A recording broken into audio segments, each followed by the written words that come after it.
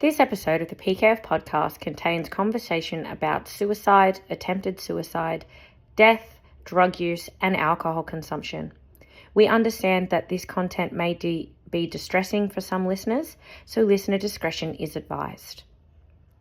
If you or someone you know needs support, please go to beyondblue.org, or for 24-hour free counselling in Australia, the number for Lifeline is 13 11 14. Please look after yourself. Hi everyone, welcome to this special episode of the PKF Podcast. I'm joined by Keith Donnelly here from Keith's Closet.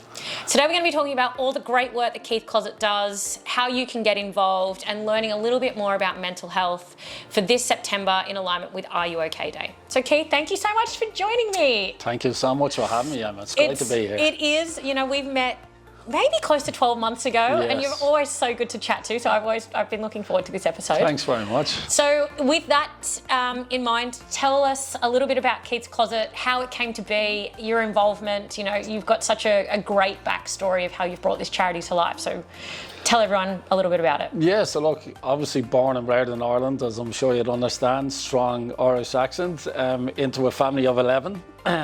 So I was number 11. Obviously something happened at 11. They thought, that's it, no more kids. No, they just achieved perfection. They finally did it. Yeah, okay, whatever, all right. We'll go with that, I like it. So look, them years, yeah, like in any sort of family, like it was, I'll always say, like, it was the perfect mental health training I ever had. 6 boys, 5 girls, 3-bed house. It was carnage, to say the least.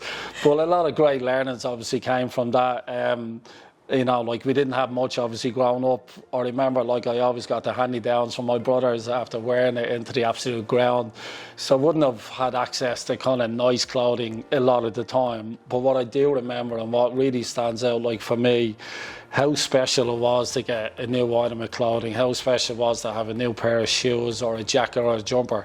It genuinely felt like Christmas to me. So I think unknown to where I've ended up now, like they were the early stages of how I felt, like my self-esteem, my confidence, my dignity, looking well.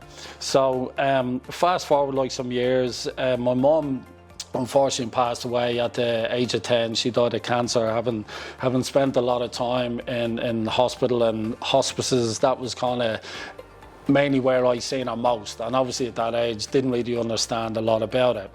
She passed away on St. Patrick's Day, of all days in the Irish calendar. Very special day. But I must admit, it did break the family. Like everyone, like sort of went their own way. My dad kind of hit the bottle a lot heavier than what he had been doing. So the family like sort of split.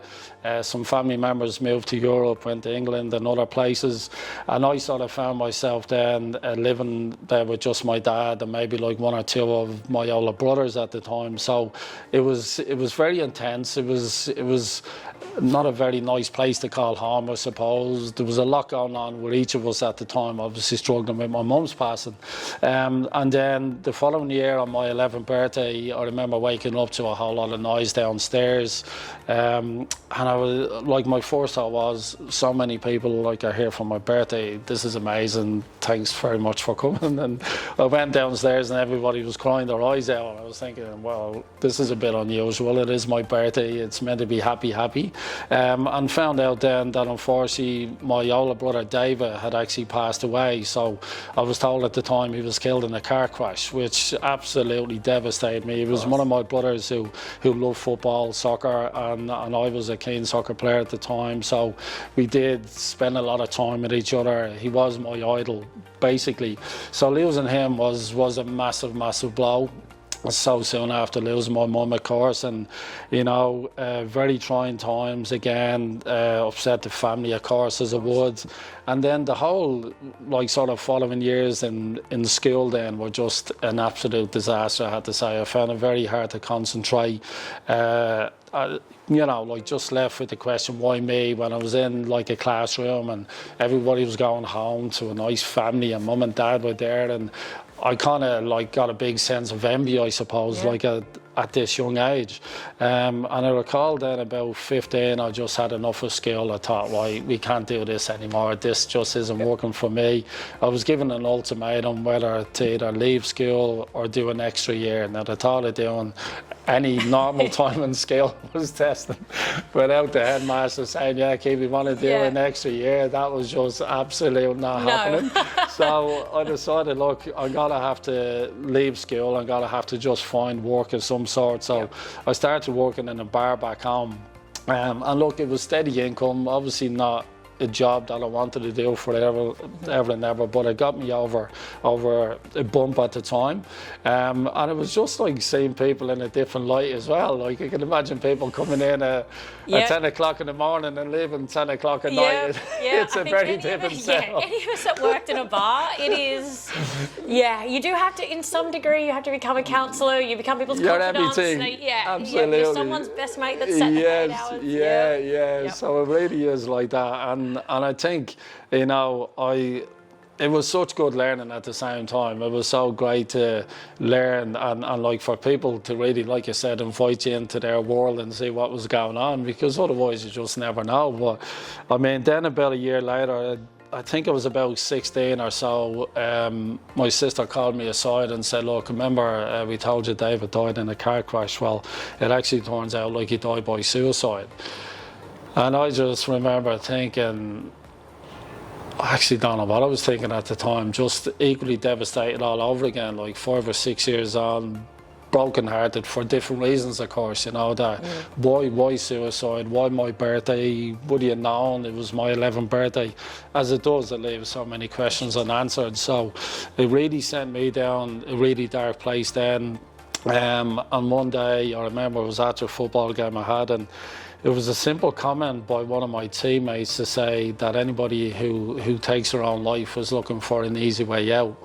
And I just remember, like, just instantly, like, sort of feeling blackness, feeling a really dark hole, and immediately wanted to end my life. So I went home, I left the pub, I had like an attempt on my own life that day. I just got this urge that I wanted to see my mum and say, like, David again, and like, what's the point of life, you know? So that was a really dark period. Thankfully, it wasn't successful. It really sent me in, like I said, to a lot of unknown, like, sort of few months ahead. I came out and thought, right, I've got another sort of crack at life here, I suppose. You know, I need to make the most out of it. But again, feeling a bit lost. What am I going to do? Of school has been a disaster. I've got no qualification, whatever. So I found myself like more bouncing around a couple of jobs that I never really loved, or, you know, it was money at the end of the day. It was a wage, but that's as far as it went. And I remember then having an opportunity to work in an aged care facility back in Dublin. And yeah, look, I wasn't on the biggest wage there, but it was so rewarding. It was more, I was looking after people who had so much of a past as well, and you're kind of learning, you're looking at these people thinking, wow, you did all this in your lifetime, and here you are now in an aged care facility. It was fascinating.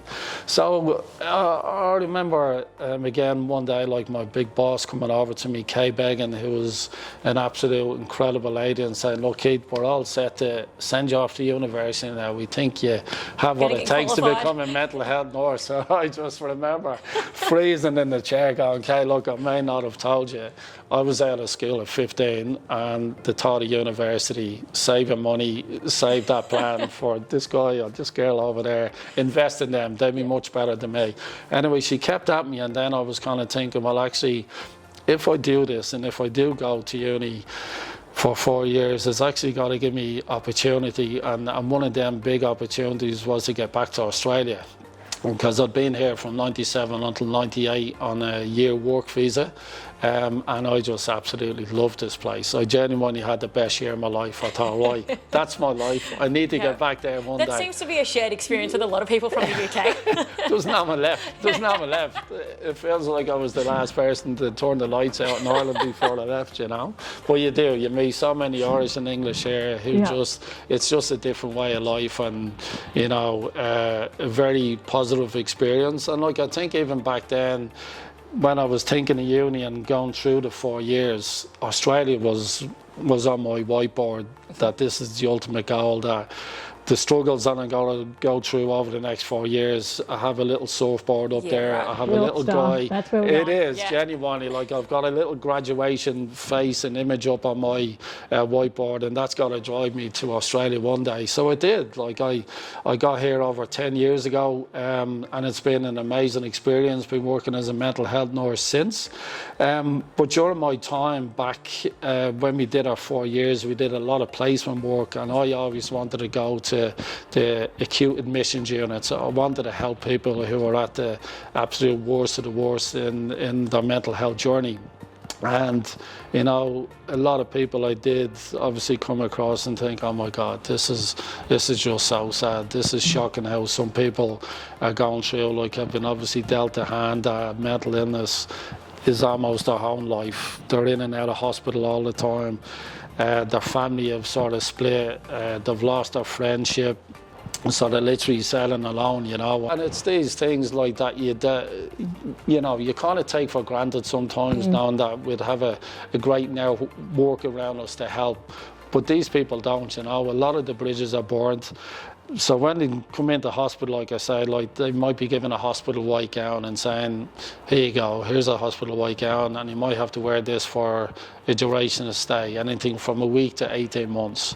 And I just thought, no, that's actually not happening. Like, so I was always one for trying to find ways and gaps, I suppose, within the health service that I could improve someone's experience. Like, even though it's not got to be a great experience being in a mental health facility, but staff have got to try and staff have got to make it as best as it possibly can. So my way, like, was just through clothing and accessories and just making people feel human and sort of a non-medical model. So it's not about the medication, it's not about doctors' meetings, it's about just treating you as an individual. And everybody loves a nice outfit. Everybody really truly deserves the essential items, whether it's new underwear, new socks, a nice warm coat for winter, a nice summer dress, a nice suit. Anything and everything is available in our closets now, like, for people to access. And the beauty of it is it's all for free of charge. Which is great. And it ties back to that idea of you being that little boy, getting that token item on your birthday that's new, that you felt proud about. Yes. And it's kind of come full circle. Now, It really has. You know, people in their worst state get to have that experience of that 10-year-old boy that you were. Yeah, no, it is. It's so true. And we've managed to... It's still there now, up in the Prince of Wales where we started, and no one gave it much time. Like, I have to say, it's in a acute admissions unit where many things don't last, like, sort of too long in them kind of settings, and I'm very proud to say it's still standing tall, you know. Yeah, and that was your first one, and now you have 8. Am I right? Well, we're in 5 hospitals now, like, which is amazing. So after our Prince of Wales, we moved in to St. Vincent's down in Darlinghurst, and down there they're supporting people accessing mental health service, homelessness, drug and alcohol. So the items are absolutely flying off the shelf. Then we went to Shell Harbour, Lismore, and the Forensic Hospital now as well. So we're in 5 hospitals. We have a mobile wardrobe van, like, which goes across New South Wales as an outreach service to support people who aren't in hospital but obviously still need our help. And also our closet here in a warehouse, like, that people again who aren't in hospital but still need access will come here with a support worker and have all the frills, like, that is accessible and all free of charge. And as you can see, a lovely warm space with a fitting room. Great. And and our volunteers, like, will meet them here and offer them a tea and a coffee and make them feel really welcome. Like, a lot of people, like us, like, you're going anywhere new, you're a bit anxious, you're a bit, oh, what's this place going to be like? And, you know, the head is down. Like, they come in here, and when you see the person arrive in to how you see them leave, is like a different world altogether, you know. So on top of the clothing now, we've introduced some haircuts as well. So we have a barber that comes once a month and a hairdresser that comes once a month. So all the hairstyles are getting done, and then, like, to come down here and grab a nice outfit. So we're really stepping it up, and now we're just about to introduce some workshops in our warehouse now as well. So we've got a nice mezzanine space upstairs that we're transforming into a nice workshopy area. And we're going to be giving our clients the opportunity, like, to come down to upskill and look into getting employment then as well. And I think that would really be the cherry on top for what we're trying to do at Keith's Closet, to be that long-lasting impact like in people's lives, where we can line them up with employers and jobs that are going to keep them going, like, because they really need that helping hand. So if we can be the middle link in the chain, fantastic job done on our part.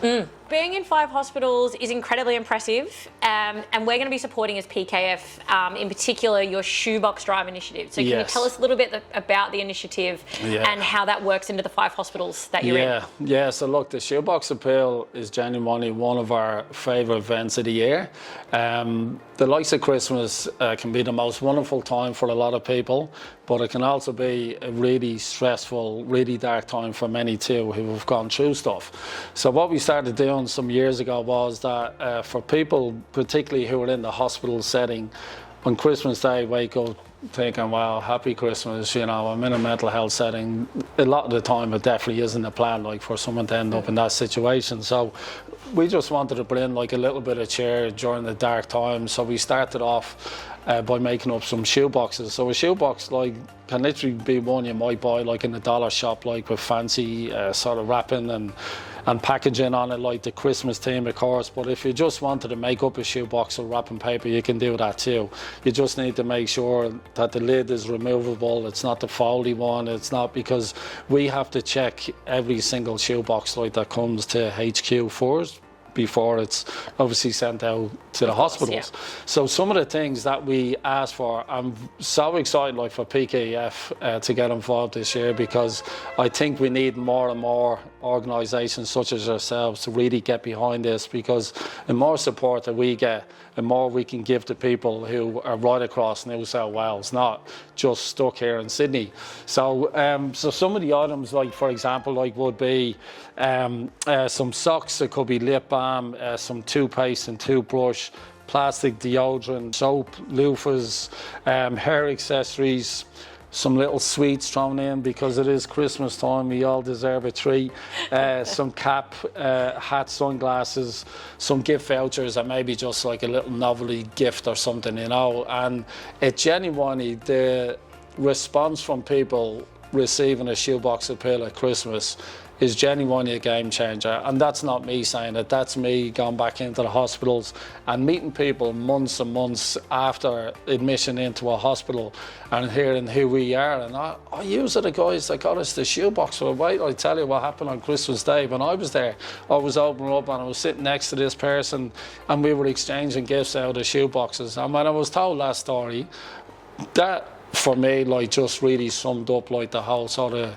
the touch of Christmas, the kindness, the generosity, the sharing that it should be. And this is what, like, we're kind of bringing, like, with a bit of magic, I suppose, during a sad time. So it really gives those organisations such as the likes of PKF, like, to get on board and really get all your staff members in and involved. It's a busy time of year. It's a great way to kick off the Christmas festivities, and knowing that on Christmas Day, your little bit of kindness, like, and your support is genuinely got to make someone's day on Christmas. Now, whether that's in one of the 5 hospitals or if it's someone who's in a welfare housing who might wake up and have that have their shoebox just parked off, like, for Christmas Day, it's making a significant impact. And it's a fun way for us to be involved.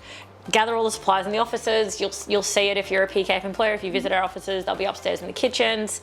And that's it. We'll be gathering them over the next 3 months. It'll be great to see the pile explode. Yeah, exactly. Yeah, we're really keen to get everyone behind it, which is, you know, obviously it's brought us to this conversation today. So, you know, as you've said, PKF, we're involved. We're going to be gathering supplies. We're going to be packing shoeboxes as a team. We're going to be bringing them to you here in Alexandria, so you can, you know, check and distribute.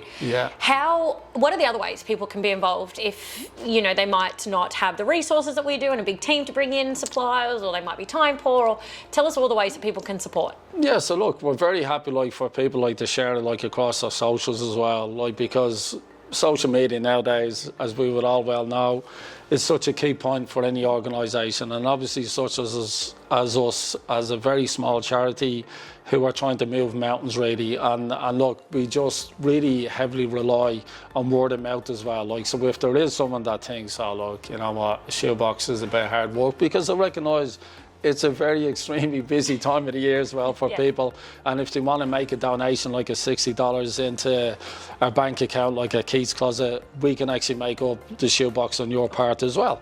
So and also, like, the 28th of November is when our main shoebox appeal like will happen, and even if you had like a bit of time to drop in, like, and see the setup and bring the kids, we'll have a barbecue going, we'll have Santa Claus here, we've got live music. It's such a big day. So there's loads of ways. And then again, like, if you had other ideas like helping out, just reach out to us, lift the phone, like, and send us an email and say, look, I'm having a family do or something, and rally up your troops, your friends, your family members, if it's not work related. Yeah. So lots of options. Yeah, and even not necessarily centered around the shoebox too. Like, I know you've climbed Everest to raise money for this, which was pretty impressive. I'm looking at your jersey that you've all signed behind you. Yeah. There's golf days throughout the year, so there are ways, especially for corporations, if you're looking for corporate events or ways that you might be able to leverage it. There's definitely opportunity. So there's no short means of being involved. Absolutely, very well said, Emma. And for me, being like a mental health clinician for many years, I always want to give back too, like, because I do often think, oh, we're a charity. I always have my hand out. I'm always looking for something from someone. But for me, it's also about the give back as well. So if I can go, like, and do some mental health talks, if I can go and support anybody, like, in confidence, whether it's you, your colleague, whatever, I am very much open to them conversations as well. Mental health is my absolute baby. I love everything about it, and we're all affected at some stage in life by it too. And we're doing that ourselves with Are You OK Day, having you come in and talk to our team, making sure mental resilience tips and tricks are passed on, and really just reiterating that message that, Are You OK Day is one day, but mental health is every day. It is. It is, absolutely. And I think for me, what I try to do is I have the conversation around, like, it being a physical injury. So if you had a broken arm or broken leg now, of course, you'd be straight off the bat, like, you'd be sharing with everybody, oh, look at my leg, look at my arm. Be all over social media, you'd be sharing it with the world, poor little me, I'm only joking, of course. Oh no, my husband broke his leg, that's exactly what it was like. Yeah, Is exactly. he okay? Is he okay? Fine. Yeah. Thank God for that. But that is it though, like, and that's like where we really need to get to as well, like, that if you are having a bad day, if you're going through some really stressful stuff, that you're actually sharing it with someone, like, whoever that may be, if it's your husband, your wife, your sister, your brother, or your GP is at the centre of the universe. Usually what will happen is, like, they'll do a mental health assessment, and then, like, they sort of redirect you to wherever you need to go, like, whatever the right resource is for what you might be going through at that moment in time.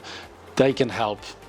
But it's all about making them 4 steps, and also, like, for yourself as well, like, sort of taking a bit of ownership and not leaving things until, like, they get worse and worse, and, like, the ripples start occurring. And early intervention is really key, and I look forward to sharing them tips like with all the team when I come for Are You OK Day. Yeah, it's we're going to be looking forward amazing. to it too. Yeah, with that in mind and Mental Health Awareness Month coming up, what is one small action that everyone can do to help someone who might be in need during that time?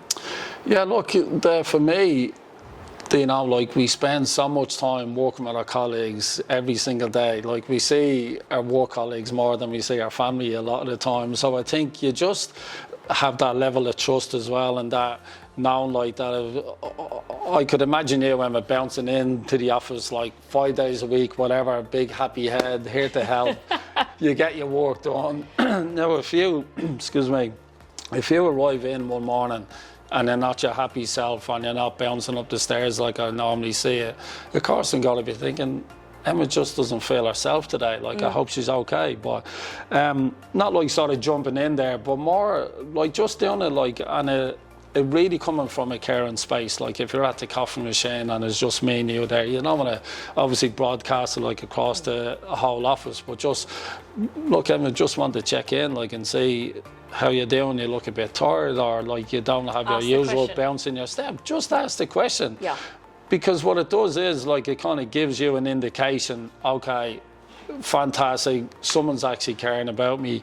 Someone has noticed that I'm not myself. And you of all people will know that you're not feeling yourself either. And I think it opens up the platform then. And what I would say is that, look, I'm here if you want to chat, like if you fancy coffee at lunchtime, or you fancy meeting after work to go for a walk in the fresh air, the sunshine, whatever the case may be, whatever your happy place is. Water is definitely my happy place. So if you said to me, look, Keith, why don't we go for a lunchtime walk or a morning sunrise or something one of the days before work, I would genuinely be there with bells on. So it's not so much that you want to have an interview. You don't want to go into a boardroom and you over one side and me. It doesn't need to be like that at all, because then it feels really planned and really enclosed. So it's just like, stepping out of the office, I can just go on and having a chat, like, and I think for me, just reiterating and saying, well, look, I care for you, so just know that I'm here.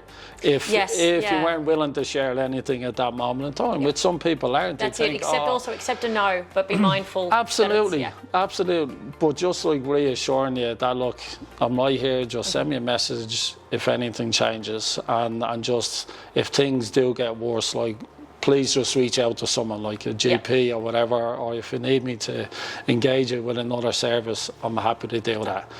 So you can only do so much as an individual too, and level of reassurance, and I would hope if we were working in the same office that you would feel okay, like we're sharing that stuff. And that's kind of what we want to do. We want to break the stigma as well, because it still exists, right? And we still go through stressful moments. We have our family stuff, we have stuff going on in our own lives, and you're expected to kind of park that at the door when you hit the office, and it's not that easy, as we well know.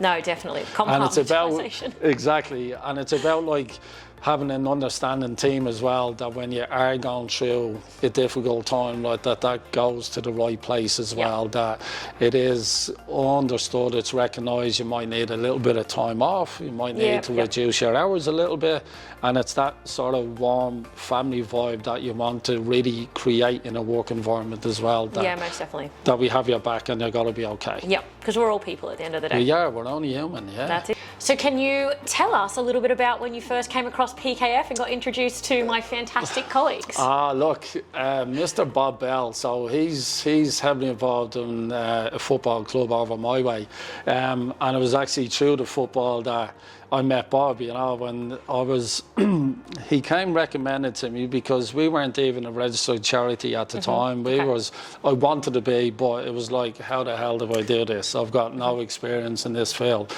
So Bob was actually someone who one of three guys who I met at a meeting one morning. It was a bit of a random meeting, like I was just invited down and Bob was going to be there. I hadn't a clue who Bob was, but one thing like that struck me was, he was into it. Like he really like sort of took me in under his wing and said, yeah, Keith, we can do this, and what's the plan? But he really liked what we were doing, like, and I think with anybody that really gets what we're trying to do, like, and the support you want to give to people will kind of get it. But Bob really got it, and he was like, right, Keith, well, let's make things happen for you here somewhat. And one of the major things was, like, auditing, of course, like you're the experts and all that kind of field, but that was only one area. Like, he's invited me into a lot of sort of breakfast meetings at your city offices. I know he's networking heavily out there from you as well. He would mention our names in the right places as well as I would him. I have a lot of respect for him. And his darling wife donates amazing clothes as well when she's done with them. So it's a win-win on so many levels. On so many Alison levels. Is delightful as well. She's absolutely amazing. And I have to say, it just feels that we're only getting started at the same time. Like, there's so much more to come. But like I said, I want it to be also two-way as well, that it's not all you guys are. And honestly, we will be lost without the likes of PKF being so involved and helping us with all our finances. That's a big part of what we need to do right as an organisation, and there's no better team to have there looking after that for us. But just the personalities that come with it too. It's not just the name, it's the beautiful people that we meet in there to help us along with our journey and keep us on the right track. Yeah, to continue to enable you to be a good charity. Absolutely. Get the house in order. Yeah, absolutely. Like and like I said, like that is not my forte, and it's about us as an organisation having the right people involved and having the right organisation that are gonna help us actually really start to take things to that next level as well, and keep everything locked tight as it needs to be with finances and charity as well. Yeah, it needs to be spot on. Spot on. And I'm glad Bob's at the helm. He's all over it. He's all over it. Well, this has been really fun. Thank you so much for joining me today. I'm looking forward to having you in the office in September and rallying all the great supplies that we're going to be collecting over the next 3 months. So thank you so much for your time today, and thank you for everything that you're going to be doing with us in mental health training. So thank you. Amazing. No, look, it's been an absolute pleasure to have you down here today, and it's a great platform for us to share what we do with the wider PKF team as well. I think it's very exciting. There's got to be many that have never heard of Keith's Closet, and I think with our events lined up and the participation of all the team for Shoebox Appeal will really make magic happen amongst us. I think so too. So thanks very much. Well, no, thank you. Thank you so much for listening, guys, and joining into this episode of the PKF podcast. We'll see you next time. See ya.